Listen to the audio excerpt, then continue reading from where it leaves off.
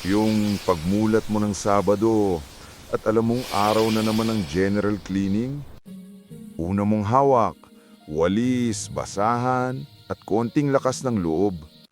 Yung sahig na may alikabok, yung sulok na matagal mo nang hindi pinapansin, isa-isa mong inaayos.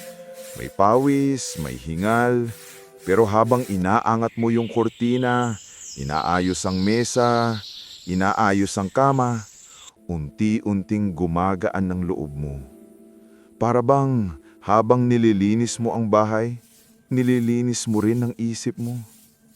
Hindi mo namamalayan, pero yung simpleng pag-aayos, nagiging paraan mo para umusad, makahinga at magpasalamat. Tapos pag upo mo, ang tahimik, ang gaan, ang presko. Yung Sabadong malinis, simple lang. Pero sa totoo lang, tagumpayan na hindi lahat nakakamit. Congrats! May panalo ka ngayong Sabado.